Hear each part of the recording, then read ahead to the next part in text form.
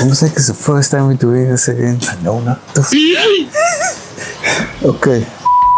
Welcome to behind the build of making the turbofans. Take 2. Action. In our previous video, we showed you how we took our Facebook Marketplace 17-inch wheels from pavement special to what? To showroom. To showroom special, sidewalks special. Yeah. Okay, FGBs. On the FGB scale, we would say showroom condition. If you didn't check that video yet, we'll show you up there somewhere or somewhere there or maybe down here, but it'll be there. Somewhere, it's going to be somewhere. Check it out. And that brings us to this series, Behind the Build. So in this episode, we're going to break down the process, how we installed the Superpower turbofans. Superpower turbofans. So you won't believe it, guys. We only used these 3 things to install that Superpower turbofans. And you know what? Like, it costs more or less the same price as a full house steak at Spee. And a cabana. Okay, so we need to make this quick because now let's for a geba. Hey, bro. So only these 3 things. Epoxy.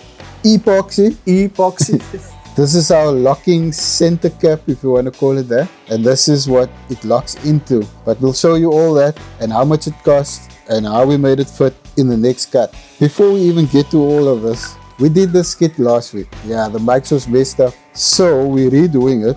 But at the same time last week, Fahim actually installed his water pump. All alone, guys. All by myself. While I was helping him. But he did very well. He got a certificate. But he got a certificate for installing the water pump. Please don't contact me for help. Don't ask us for behind the build of the water pump because most likely put your water pump in your petrol tank. Anyway, guys, let's get to it. We'll show you everything on how we did the Superpower turbofan. Yeah, boy.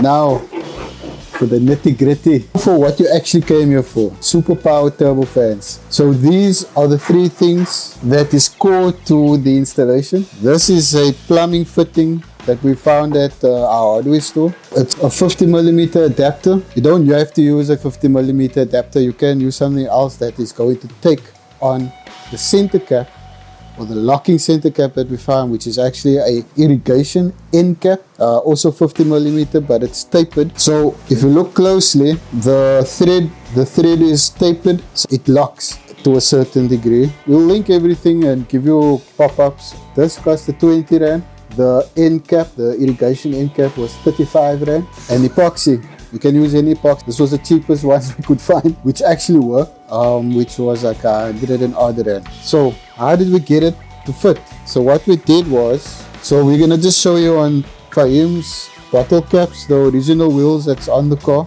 The adapter, the 50mm adapter, will go inside here and get epoxied. So we work from the bottom up like that. So this needs to be epoxied and secured onto the wheel. And we chose to use epoxy in the slit. We I don't know, how did we use it? We just kind of funneled it into there. It's not easy, but it can be done. It's a messy job. That is nice and flush with the wheel, and that's more or less what you want, depending how far you want the hubcap to sit. If you want the hubcap to sit further out like a turbofan, and kind of channel the wind. Yeah, if you want to channel the airflow into your wheel, you obviously want your turbofan to sit, or your hubcap to sit further out, then this will sit further out. But if you want it to be flush, you want that to be further in. So that gets epoxied like this. You mix the 2, you epoxy it, life goes on. On this side, you're gonna have an excess of material. So what we did is we just trimmed it. That part came off. Once that is trimmed and epoxied, obviously you want your epoxy to cure overnight, or just follow the instructions on the epoxy. This then can secure in there. Once it's secured, you can use this as an end cap for your turbofans. Yeah, so guys, when you're gonna secure your locking nut end cap through your hubcap that you're gonna use, you're gonna want to drill the hole. So make sure that you find center. It was easier using this side of the hubcap to find the center, and then take a hole saw kit, find the right blade to cut the hole. Anything that is going to allow the hubcap to go through. So after it's drilled, you're going to sit with a hubcap with a hole in it that your end cap can go through and fasten to your wheel. Okay, so after you drill the hole into your hubcap or your turbo fans, you lift for that hole so that can go through there. And what you're securing it to is that plumbing fitting that you can see is inside the wheel now. And that's why this is inside there. And that allows you to lock your hubcap or your turbo fans onto your wheel. So and you see now, I mean, I didn't even tighten it, and it's very tight to remove because of that tapered thread on that irrigation end cap. Bam! So there it's off.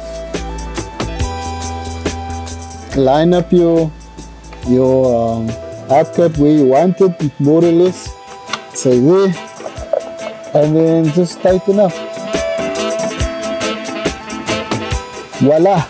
On the front, same thing. You got your hole, and your end cap can go on. Easy as that, guys. Gatsby's money. And fit your superpower turbo fans. Oh yeah. Yeah, boy. Just for extra measure, we'll go a bit more. That is basically what you want in life. Yeah, boy. So that is it, guys. That is the behind the build to our turbo fans. So if there's anything else you guys want to know, hit us up. Hope you enjoyed that one. Don't forget to like and subscribe. Catch you in the next one. Peace.